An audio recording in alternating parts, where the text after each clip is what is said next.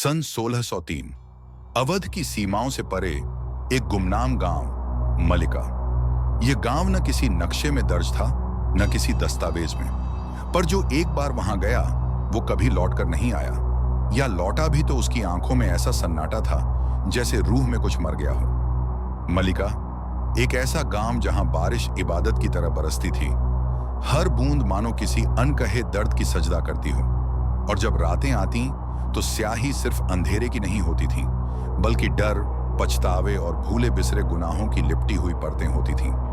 गांव के बाहरी छोर पर था काला तालाब। यह तालाब नाम से जितना साधारण, असल में उतना ही रहस्यमय और भयावह था। चारों ओर जामुन के घने वृक्ष थे, जिनकी शाखाएं मानो किसी अजाने बोझ से लटकती थीं।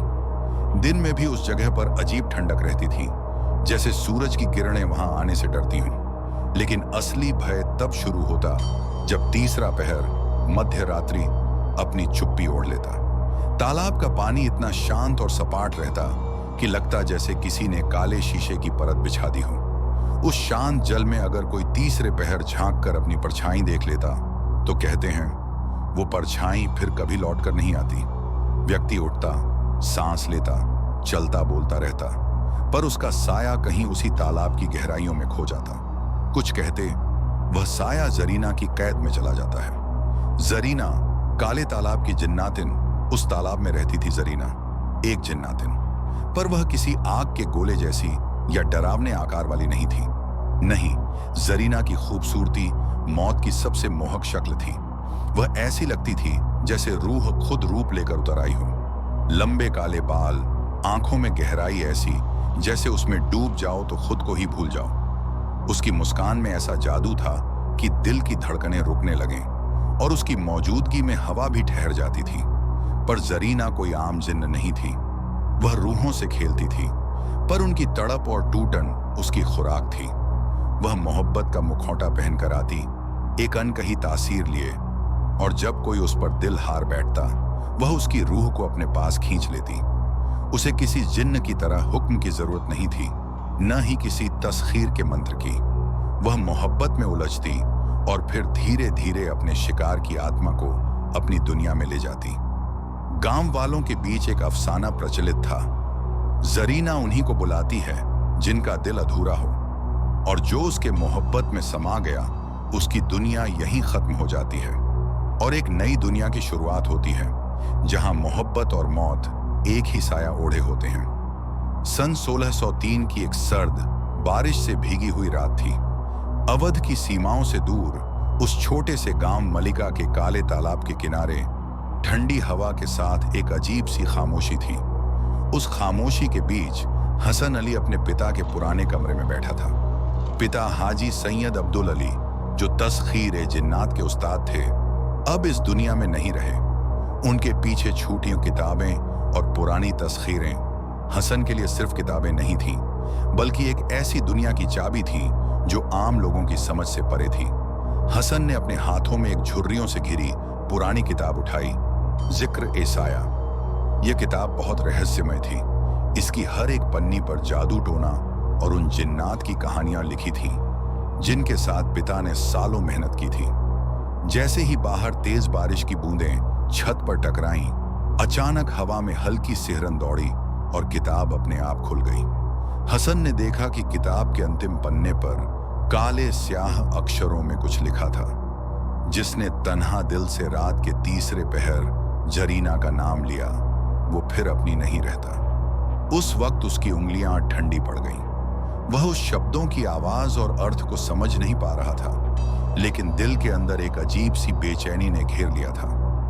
वह धीरे धीरे बाहर की तरफ देख रहा था। बारिश की टप टप आवाज के बीच एक अजीब सा खौफ उसके मन में बैठ गया था। समय धीरे धीरे आगे बढ़ा और घड़ी के कांटे ने रात के तीसरे पहर का समय दिखाया। वह वक्त जब जिक्र-ए-साया की किताब ने चेतावनी दी थी। हसन ने खुद को रोक नहीं पाया। उसके कदम बिन बोले, बिन किसी को बताए, काले तालाब की तरफ बढ़ने लगे। वह ऐसा लगा जैसे कोई अनकही ताकत उसे खींच रही हो। उसकी सांसें तेज हो चली थीं, दिल की धड़कनें जोर से आवाज करने लगी थीं।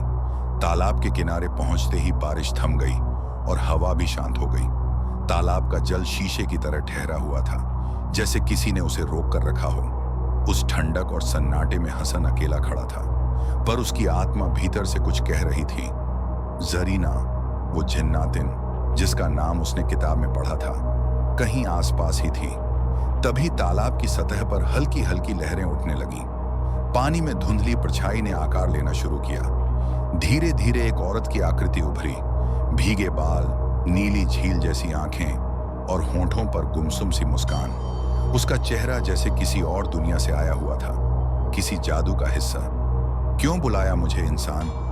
उसकी आवाज जैसे हवाओं में घुल गई।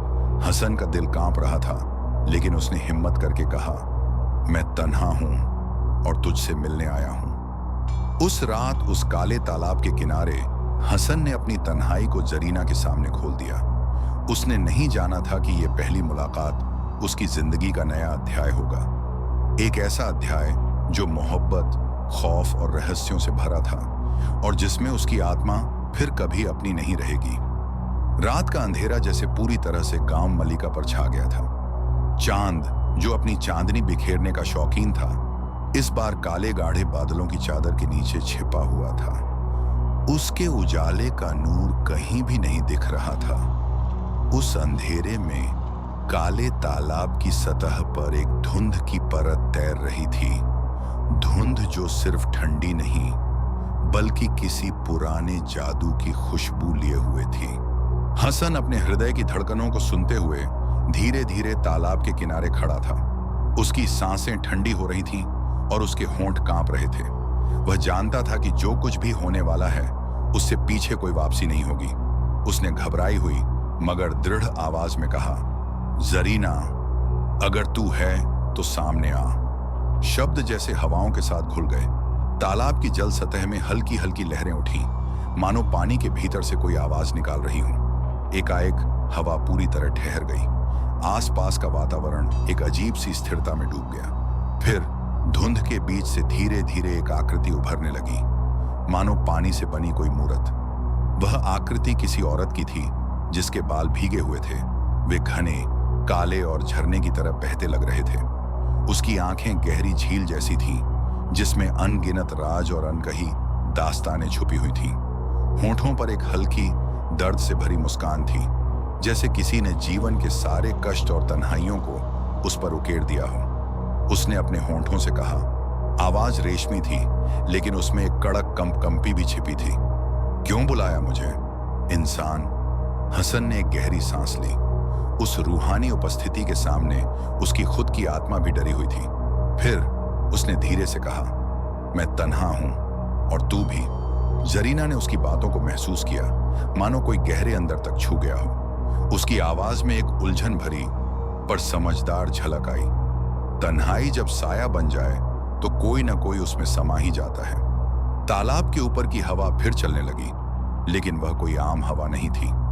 वह हवा किसी अनदेखी दुनिया से आई थी, जो हसन को एक ऐसे सफर पर ले जाने वाली थी जहां मोहब्बत और मौत की सीमाएं धुंधली हो जाती थीं। रात की उस गहन सन्नाटे में हसन और जरीना की बातचीत शुरू हुई।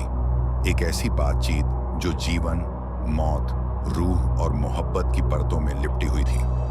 जरीना ने बताया कि कैसे जिन्नात की दुनिया में मोहब्बत हराम थी और कैसे उसने खुद को इस हराम मोहब्बत के चक्कर में फंसा लिया था। हसन ने अपनी तन्हाई और टूटे दिल की कहानियां सुनाई। वे देर तक बातें करते रहे। उनकी आवाजें धीरे धीरे तालाब के उस अंधेरे पानी में मिल जाती और कभी-कभी जरीना की वो दर्द भरी मुस्कान ठंडी हवाओं की तरह हसन के दिल में उतर जाती। उस रात पहली बार हसन को एहसास हुआ कि जरीना सिर्फ कोई जिन्नातिन नहीं थी। वह एक टूटी हुई रूह थी, जो अपनी मोहब्बत के लिए बेताब थी और उसी मोहब्बत के जाल में फंसी हुई मौत की आवाज को सुन रही थी। और हसन, वह अपनी तन्हाई में जरीना के साथ उलझने लगा, उस अनकहे खिंचाव में जहां रूहें मिलती हैं और कभी-कभी एक दूसरे की तकदीर बन जाती हैं। हर रात जैसे काला तालाब अपनी खामोशी के नीचे एक नई दास्तां बुनता था। हसन अली का कदम उसी दिशा में बढ़ता जहां जरीना की परछाई उसका इंतजार करती थी। बारिश की बूंदें तालाब के किनारे टपकती और हवा एक अजीब सी नर्म लहर की तरह फुसफुसा रही होती, मानो ये सारी फिजा ही किसी पुरानी दास्तां को दोहरा रही हो। हसन जब तालाब के किनारे बैठता तो जरीना की मौजूदगी हवा में महसूस होती। वह कभी ठंडी धुंध की शक्ल में आती तो कभी जल की नर्म लहरों की तरह उसके आसपास मचलती। उसकी खुशबू बारिश के बाद की भीगी मिट्टी जैसी थी और उसकी आवाज में कहीं ना कहीं उदासी की सरगम गूंजती थी। उसने बताया कि वह कोई आम जिन्नातिन नहीं, बल्कि उन हजारों रूहों में से एक थी जिन्हें मोहब्बत की चाह में सजा मिली थी। जरीना की बातें जादुई थीं। वह जिन्नात की रियासत के राज खोलती, जहां इश्क नाम की चीज एक हराम और मौत के साए के बराबर मानी जाती थी।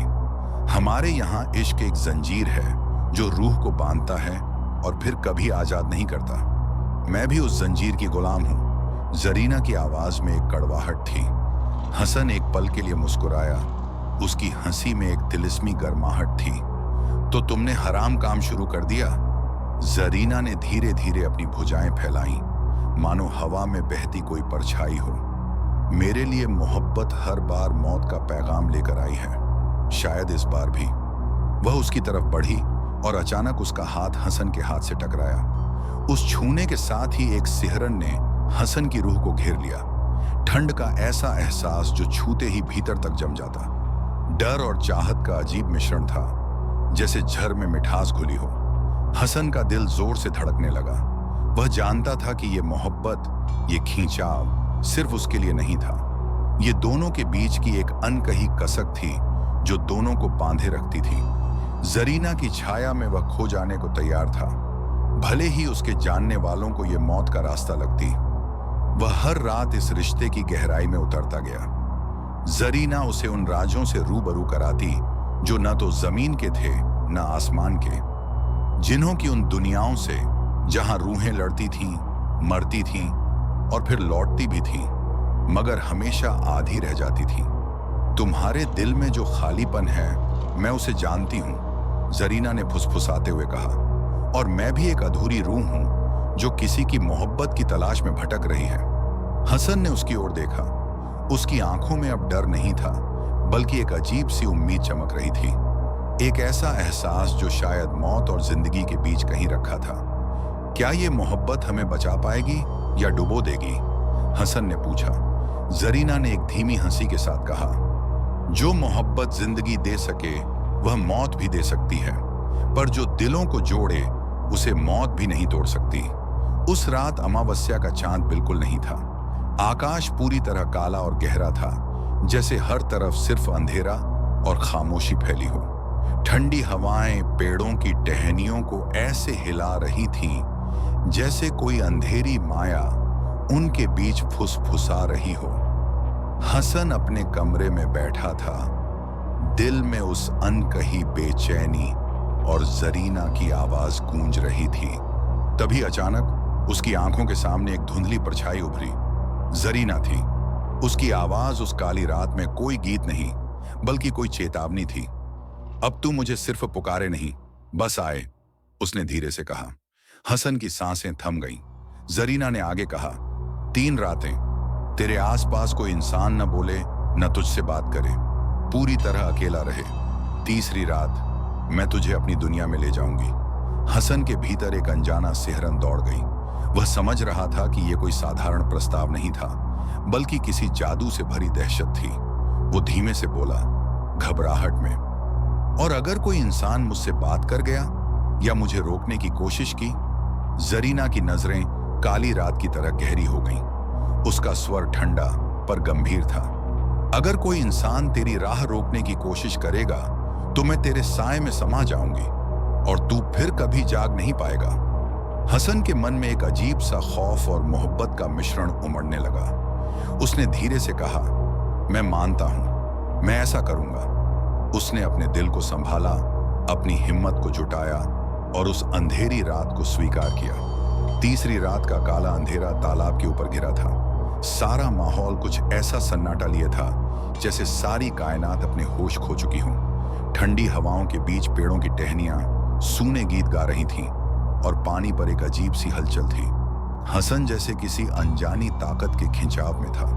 उसकी सांसें तेज हो रही थीं और दिल की धड़कनें तालाब के ऊपर छाए अंधेरे से तेज बज रही थीं।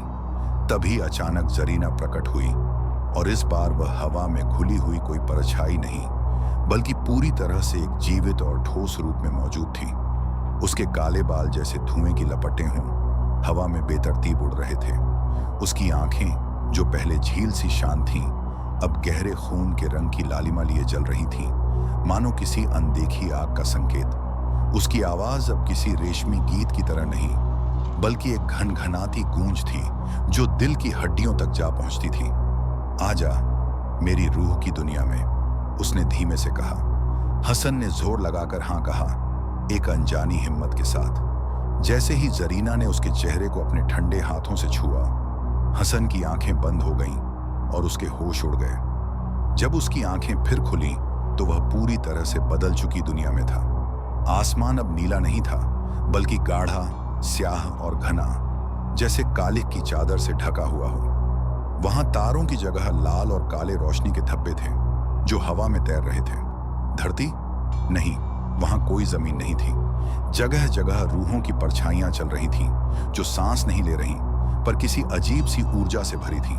हर ओर बस अनगिनत छायाएं, जिन्हें न रूप समझा जा सकता था, न आकार। और जरीना, जो अब हवा में उड़ रही थी, उसकी शक्ल एक रानी जैसी लग रही थी। उसके चारों ओर एक अजीब चमक थी, जो आध्यात्मिक और डरावनी दोनों थी। उसकी आवाज में अब एक दबदबा था, जो कह रहा था कि वह यहाँ की सच्ची मालकिन है। उसने धीरे से कहा, अब तू मेरा है। यहाँ न समय है, न उम्र, बस मोहब्बत और मेरी कैद। हसन के दिल में एक अजीब सी घबराहट और सम्मोहित सा भाव उमड़ा।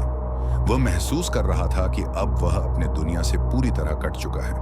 वह जहां था, वहां वक्त का कोई अर्थ नहीं था। उसका शरीर हल्का हल्का हो गया था, जैसे वह रूह बन चुका हो, लेकिन साथ ही उसके भीतर एक डर भी था। क्या यह मोहब्बत की कसक है, या फिर कोई जाल जिसमें उसने खुद को फंसा लिया है? जरीना ने उसके हाथ थामे और उसका स्पर्श ठंडा मगर नशीला था, जैसे जहर की एक बूंद। यहां से वापसी आसान नहीं, उसने कहा। जो रूह यहां आ गई, वह या तो मेरी होती है या हमेशा के लिए खो जाती है। हसन ने उस अनजानी दुनिया में ठहरते हुए अपने पिता की आवाज महसूस की, जो दूर कहीं गूंज रही थी। सावधान रह बेटा, जिन्हों की दुनिया मोहब्बत का मोहताज नहीं, बल्कि बंदी है। लेकिन क्या वह अब लौट पाएगा, या इस काले साए में हमेशा के लिए खो जाएगा?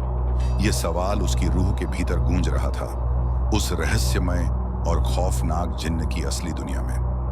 वह अंधेरी, रहस्यमयी दुनिया हसन के लिए पहले से भी अधिक खौफनाक साबित हो रही थी। हर ओर भटकती रूहों की कराहें, साए जो जकड़न की तरह शरीर में घुसते जा रहे थे, और जिन्हों के गीत जो मोहब्बत के नाम पर एक सशक्त जाल बुन रहे थे। हसन के अंदर एक आग सी जलने लगी। उसका दिल घुट रहा था, उसकी रूह कांप रही थी। उसने जोर से चिल्लाया, ये मोहब्बत नहीं, ये तो एक कैद है जरीना, एक बेड़ियाम जो तूने मेरे लिए बनाई है। जरीना ने कड़क कर हंसते हुए कहा, तो क्या मोहब्बत में आजादी होती है? मैंने भी कभी किसी इंसान को चाहा था और उसने मुझे जला दिया। अब मैं तेरे साथ यही करूंगी। उसने अपना हाथ उसकी गर्दन पर कस दिया। हसन महसूस कर रहा था कि उसकी आंखों से आंसू नहीं, बल्कि जैसे अंदर से धुआं निकल रहा हो। उसकी आत्मा धुंधली होती जा रही थी। अचानक हसन ने अपने पिता की पुरानी किताब से याद की हुई आयतें जपनी शुरू कर दी। औजु बिल्लाहि मिन शैतानिर राजीम। जैसे ही उसने आयतें दोहराई, जरीना चीख उठी।